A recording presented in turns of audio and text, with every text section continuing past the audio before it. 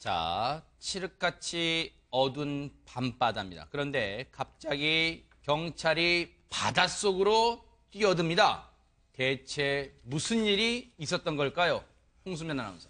네, 이 밤바다를 구경하러 간 한 피서객이 한 여성이 혼자 이 바다로 뛰어가는 것을 목격을 합니다. 네. 이 해수욕장 폐장 시간 한참 전에 지났는데 여성 혼자 이렇게 들어가는 게 뭔가 좀 의심스러운데요. 네. 잠시 후 이 여성, 네. 이 어둠 속으로 사라집니다. 아하. 그래서 이 피서객이 경찰에 신고를 하는데요. 출동한 경찰이 이 해운대 인근을 살펴보는데 네. 약 40m 떨어진 곳에서 움직임이 느껴집니다. 세상에 그 칠흑같이 어두운 바다에서 뭔가 움직임이 포착된 거예요? 그렇죠. 아하. 뭐 정확히 보이진 않지만 뭔가 움직이는 게 보여요. 아하. 그래서 구조대에 연락하기는 너무 긴박한 상황이고 세상에, 네. 그래서 이 경찰 2명이 직접 랜턴과 튜브를 들고 뛰어들어서 이 40m를 수영해 가서 여성을 구조한 거죠.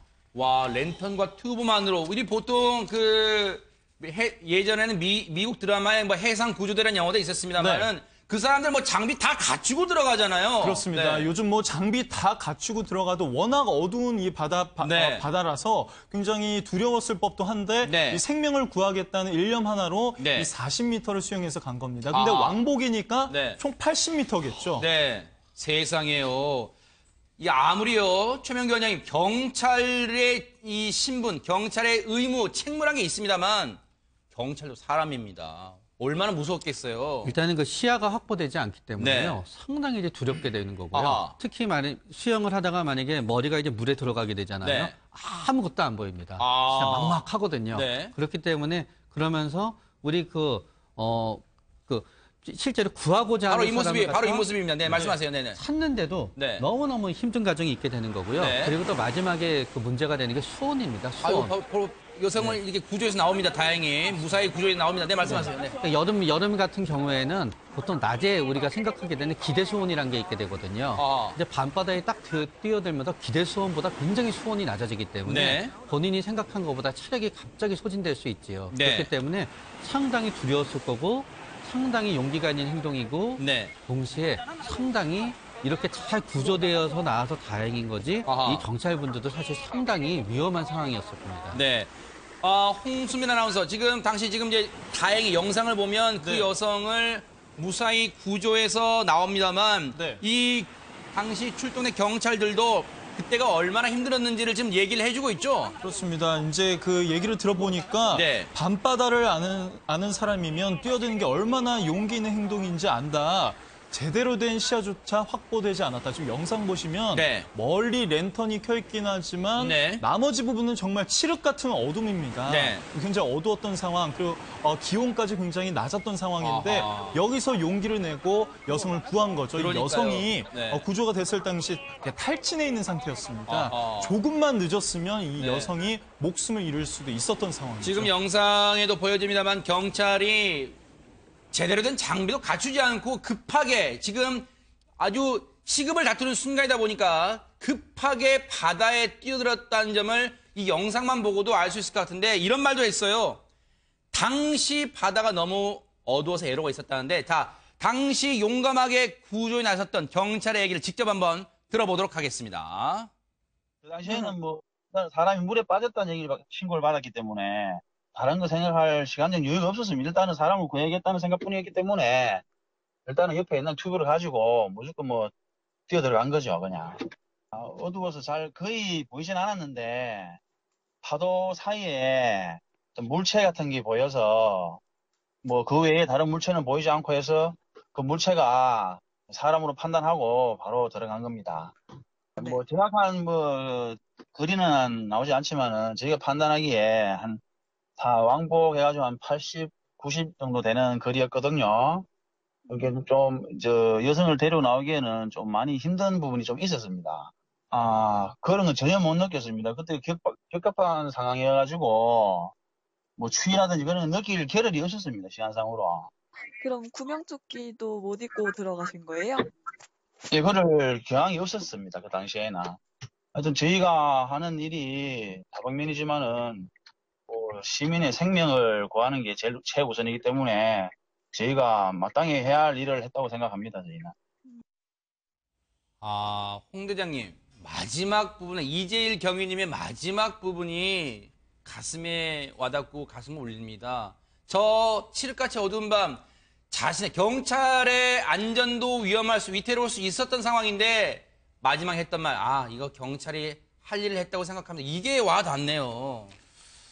네, 경찰은 어느 공직에 있는 사람들보다도 국가관이 투철한 사람들로 구성되어 있다고 생각을 합니다. 네. 항상 이 범죄와 대치하고 있는 그러한 상황이고 범죄뿐만이 아니고 예방 활동을 하는 경찰, 네. 정보 활동을 하는 경찰, 네. 경비 활동을 하는 경찰, 또 이와 같이 주민의 바로 그 면전에서 주민의 생명을 구해야 하는 이런 그 바다 경찰, 네. 이러한 사람들이 국가관이 없다면 또 이 사태를 보고 망설였다면 네. 경찰에 들어오지도 않았을 겁니다. 네. 그래서 이런 국가관이 투철하고 네. 이 본연의 임무인 주민의 생명과 재산을 네. 보호한다는 그러한 것이 자발적으로 움직였다 이렇게 판단할 수 그러니까요. 있겠습니다. 정말 대단하다는 말밖에 할 수 없고요. 이 홍수민 아나운서, 네. 해당 여성이 왜 그런 바다로 들어갔을까? 지금 그것도 궁금합니다. 어쩌다 저렇게 된 거예요? 이 여성이 이 당시에 좀 경제적인 어려움을 겪고 있었습니다. 아. 자신의 이 처지를 비관해서 네. 이 차가운 바닷속으로 뛰어들은 거죠.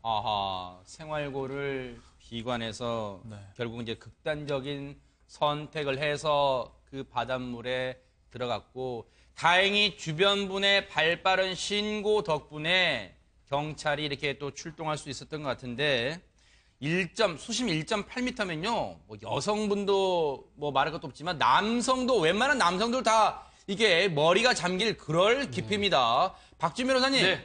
혹시 저 여성에게 지금 안타까운 그 생각을 했던 그 여성이지만, 혹시 어떤 저 행위 자체가 법에 저촉된다거나 혹시 그럴 수 있어요? 이게 이제 위계에 의한 공무방해죄, 집행방해죄가 성립될 여지가 있는데 아하. 지금 같은 경우는 본인이 이제 비관을 해서 시도했던 그런 부분이기 때문에 네. 아니면 일부러 허위 신고한다든지 그런 게 됐다 그러면 위계에 의한 공무집행방해 성립할 수 있는데 네. 본인이 좀 어려운 상황이기 때문에 범죄가 되지는 않을 걸로 보입니다. 네. 범죄가 되지는 않고 아마 보호자한테 지금 인계가 됐다 그러는데 다행이네요. 좀 다른 쪽에서 좀 지원이 좀 필요한 상황이 그러니까요, 아닌가 맞아요. 생각이 좀 듭니다. 최명기 원장님, 이 여성분이 이제 다행히 경찰분들의 발빠른 대응으로 다행히 이제 화는 면했지만요. 이 여성분 입장에서는 앞으로 살아갈 게 더 걱정이잖아요. 뭔가 그 순간도 떠오를 테고. 이 여성분은 아마 나에게 가장 필요한 것은 무엇이냐라고 누가 물어보면 아마 여성분은 당연히 돈이다라고 대답할지도 몰라요. 네. 그러나 사실은 그렇진 않습니다. 왜냐하면 극단적인 상황, 극단적인 결정을 하기까지 100점이 필요하다고 가정하게 되면요. 아하. 이분의 경제적인 부분은 아마 80점이나 90점까지 만들어져 줄 수도 있어요. 네. 그러나 마지막에 1점을 더해준 건 결과적으로는 술이었습니다. 만약에 결국 이 여성분은 업장에 의해서 다시 재기하기 위해서 필요한 거는 술을 끊는 거고요. 네. 또 두 번째로 필요한 건 뭔가 하면은 대부분의 분들이 이런 극단적 선택의 시도자들을 보다가 보면 대부분이 마지막에 우울증 상태에 있게 됩니다. 네. 그런데 이제 당사자분들은 그렇게 생각하십니다.